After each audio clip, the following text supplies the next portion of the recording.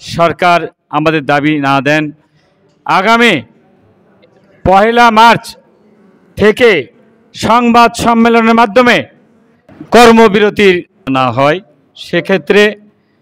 সেক্ষেত্রে আমাদের 16 তারিখ থেকে 22 তারিখ পর্যন্ত প্রত্যেকটি অফিসে দাবি সম্বলিত ব্যানার সাঁটানো, লিফলেট বিতরণ করা এবং প্রত্যেকটা কর্মকর্তা কর্মচারীর কাছে আমাদের পৌঁছানো আমাদের দাবির সপক্ষে।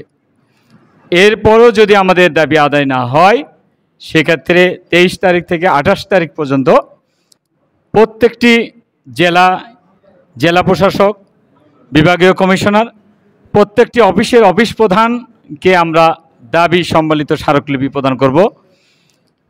এই স্মারকলিপির মাধ্যমে আমাদের দাবি আদায়ের চেষ্টা করব। যদি দাবি আদায় না হয়, এরপরেও যদি সরকার আমাদের দাবি না দেন, আগামী 1 মার্চ থেকে সংবাদ সম্মেলনের মাধ্যমে কর্মবিরতির প্রোগ্রাম থ্রো করব আমরা। সেজন্য মাননীয় প্রধান উপদেষ্টা মহোদয়ের প্রতি আমাদের নিবেদন থাকবে, আবেদন থাকবে, আমাদের দাবি মেনে নিন।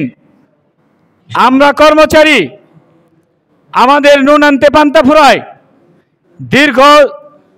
সুদীর্ঘ 2015 সালে যে পে স্কেল দেওয়া হয়েছিল, সেটা ছিল শুভঙ্করের ফাঁকি। ওই আমলাদেরকে দেওয়া হয়েছে 86,000 টাকা, আর আমাদেরকে দেওয়া হয়েছে 8,250 টাকা। এটা কোনো স্বাধীন দেশে হতে পারে না, এটা কোনো সভ্য দেশে হতে পারে না। ওই আমলাদেরও 6 সদস্য বিশিষ্ট, আমাদেরও 6 সদস্য বিশিষ্ট। অতএব আমরা চাই কমপক্ষে 1:5, অর্থাৎ আমলাদের যদি 1 লক্ষ টাকা বেতন হয়, আমাদেরকে দিতে হবে 20,000 টাকা কমপক্ষে। কারণ আমাদের ছেলেমেয়েরা ইউনিভার্সিটিতে লেখাপড়া করে, ব্যারিস্টারি পড়ে, জজ হয়, আর ওই আমলাদের ছেলেমেয়েরাও লেখাপড়া করে, ব্যারিস্টার হয়, জজ হয়। আমাদেরও যে বাজারে আমরা বাজার করি, ওই আমলাগণও সেই বাজারে বাজার করেন। অতএব বৈষম্য দূর করতে হবে। আমি মাননীয় প্রধান উপদেষ্টা এবং উপদেষ্টা মহোদয়দেরকে বলতে চাই, যে বৈষম্যের কারণে আজকে দেশ স্বাধীন হয়েছে, সেই বৈষম্য আমরা দেখতে চাই না। সেই বৈষম্যের আমরা কবর রচনা করতে চাই।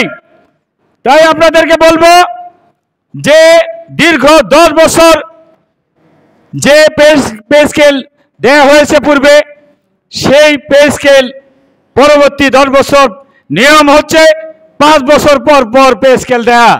কিন্তু 10 বছর হয়ে যাওয়ার পরে কি নামে প্রণোদনা দেওয়া হয়েছে? অনলি ফর 5%, একটা নামে মাত্র একটা প্রণোদনা দেওয়া হয়েছে, যেখানে 1,000 টাকা বেতন বৃদ্ধি হয়েছে। অথচ 15 সাল থেকে অদ্যাবধি পর্যন্ত কমপক্ষে কোনো কোনো পণ্যে 400 গুণ বেতন, 400 গুণ বৃদ্ধি পেয়েছে, কিন্তু দেওয়া হয়েছে মাত্র 1,000 টাকা, যা দিয়ে আমাদের সংসার চলছে না। আমরা অসহায় অবস্থা রয়েছি, ছেলে মেয়েদের লেখাপড়া করাতে পারতেছি না, বৃদ্ধ পিতামাতাদের চিকিৎসা সেবা দিতে পারছি না। আমরা সমাজের কাছে বোঝা হয়ে গেছি, মা বোনদেরকে আমরা কোনো কিছু দিতে পারছি না, ফলে পরিবারে অশান্তি আর অশান্তির আগুন লেগে আছে। অতএব মহোদয়দের প্রতি আমাদের নিবেদন থাকবে, আপনারা অতিশয় আমাদের দাবি মেনে নিন। আমাদেরকে আপনাদের দেয়া মহার্ঘ ভাতা আমাদেরকে ফিরিয়ে দিন। যে ঘোষণা দিয়েছিলেন, সেই ঘোষণা মোতাবেক আমাদের মহার্ঘ ভাতা ফিরিয়ে দিন, নতুবা আমরা আন্দোলন করতে বাধ্য হব। আমরা আন্দোলনে আমাদেরকে নামাতে বাধ্য করবেন না, আমাদেরকে কর্মসূচি দিতে বাধ্য করবেন না। বাংলাদেশে পৃথিবীর অন্যান্য দেশের চাইতে বাংলাদেশে আজকে সর্বনিম্ন বেতন রয়েছে।